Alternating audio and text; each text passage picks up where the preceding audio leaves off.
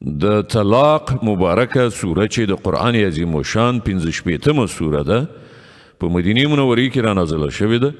12 مبارک آیاتونه لري. تلاوت او پښتو ترجمه یې له لومړي آیت څخه اورئ. بسم الله الرحمن الرحیم. د الله په نوم چې ډیر زیات مهربان پورا رحم لرونکی دی. يا أيها النبي إذا طلقتم النساء فطلقوهن لعدتهن وأحصوا العدة واتقوا الله ربكم لا تخرجوهن من بيوتهن ولا يخرجن إلا أن يأتين بفاحشة مبينة وتلك حدود الله ومن يتعد حدود الله فقد ظلم نفسه لا تدري لعل الله يحدث بعد ذلك امرا. ای پیغمبره، کله چې تاسو خلک ښځو ته د طلاق ورکولو اراده کوي نو هغو ته د هغو په عدت کې طلاق ورکړئ او د عدت زمانه سمه پوره وشمیرئ او له الله نه وویریږئ چې ستاسې پروردګار دی.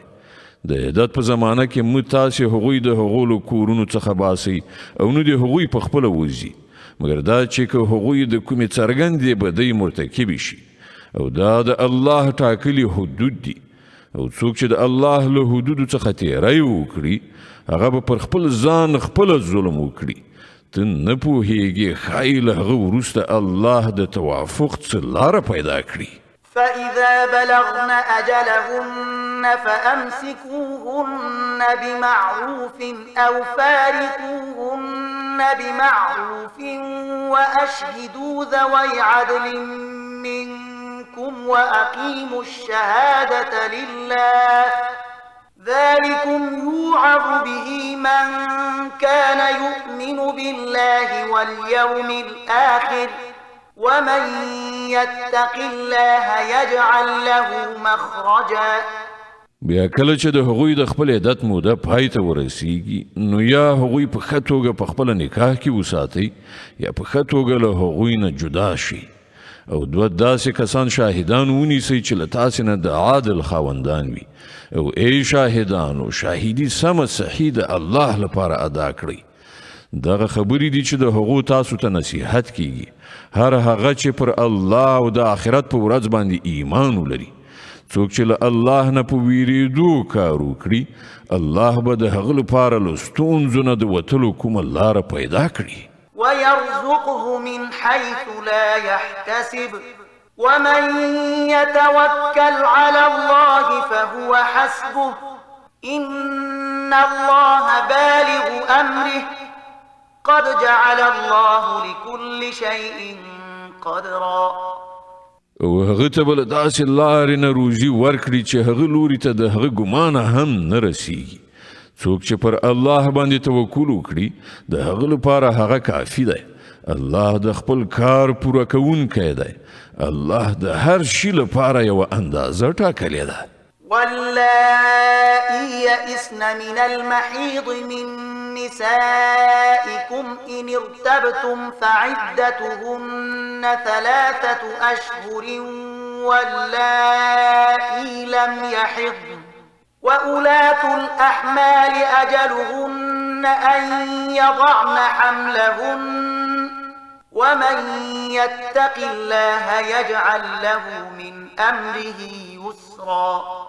او ستاسې له میرمنو څخه چې کومې له حیضه ناامیده شوي وي د هغو په باب کې تاسې شکمن شوي یئ نو درته معلومه دي وي چې د هغو عدت 3 میاشتې دی او همدغه حکم د هغو ښځو دی چې لا تر اوسه یې حیض نه وي راغلی او د حامله ښځو د عدت حد دا دی چې د هغو حمل وضع شي. څوک چې له الله نه وویریږي د هغه په کار کې هغه آسانتیا پیدا کوي. ذلك أمر الله أنزله إليكم ومن يتق الله يكفر عنه سيئاته ويعظم له أجرا. دا د الله حکم دی چې هغه تاسې ته نازل کړی دی. څوک چې الله نه وویریږي الله به د هغه بدیله هغه نه ایسته کړي او هغه ته به لوی اجر ورکړي.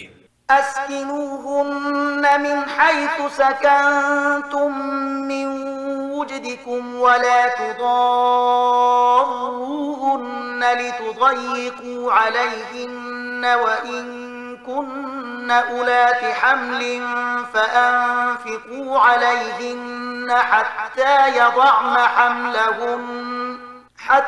يضعن حملهن فإن أرضعن لكم فآتوهن أجورهن وأتمروا بينكم بمعروف وإن تعاسرتم فسترضع له أخرى.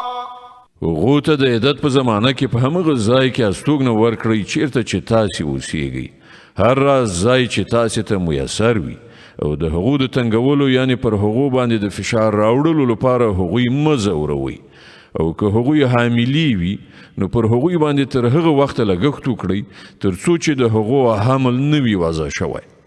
بیا که هغوی ستاسې لپاره ماشوم ته تی ورکړی نو هغو ته به د هغو اجوره ورکړئ، او د اجورې معامله په ښه توګه په خپل منځي خبرو اترو سره فیصله کړئ. خو که تاسې د اجورې په پریکړه کې یو بل سره سختي ونیوله نو ماشوم ته به کومه بله ښځه تی ورکړي. لينفق ذو سعة من سعته ومن قدر عليه رزقه فلينفق مما آتاه الله لا يكلف الله نفسا إلا ما آتاها سيجعل الله بعد عسر يسرا.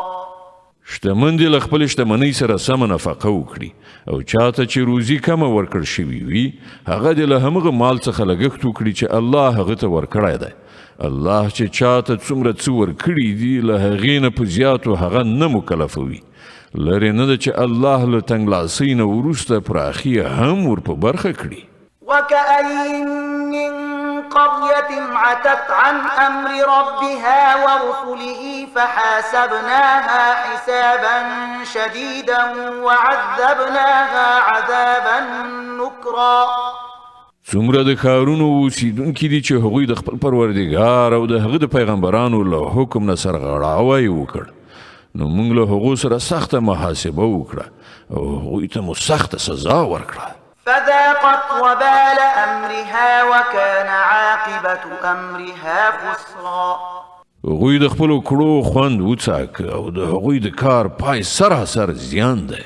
أعد الله لهم عذابا شديدا فاتقوا الله يا أولي الألباب الذين آمنوا قد أنزل الله إليكم ذكرا رسولا يتلو عليكم آيات الله مبينات ليخرج الذين آمنوا وعملوا الصالحات من الظلمات إلى النور ومن يؤمن بالله ويعمل صالحا يدخله جنات تجري من تحتها الأنهار خالدين فيها أبدا قد أحسن الله له رزقا. الله په آخرت کې د هغو لپاره سخت عذاب تیار کړی دی، نو له الله نه وویریږئ ای د پوهې خاوندانو چې ایمان مو راوړی دی. الله تاسې ته یو نصیحت نازل کړی، یو داسې پیغمبر چې تاسې ته د الله ښکاره څرګند هدایت درکوونکي آیتونه اوروي، تر څو چې ایمان راوړونکي او نیک عمله خلک له تیارو نه رڼا ته راوباسي. څوک چې پر الله ایمان راوړي او نیک عمل وکړي، الله به هغه داسې جنتونو ته ننباسي چې تر هغو لاندې به ویالې بهیږي، دوی به په هغو کې د تل لپاره اوسیږي. الله د دغسې انسان لپاره ډیره غوره روزي ساتلې ده.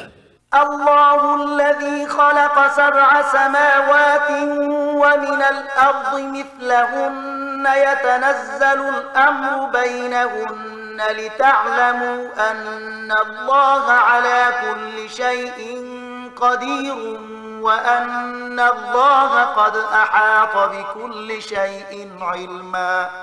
الله هغه ذات دی چې آسمانونه پیدا کړل او د همغو په شان ځمکه هم، د هغو په منځ کې حکم نازلیږي دا تاسې ته د دې لپاره ویل کیږي تر څو چې تاسې وپوهیږئ چې الله په هر څه قدرت لري او دا چې د الله علم پر هر شي باندې چاپیر دی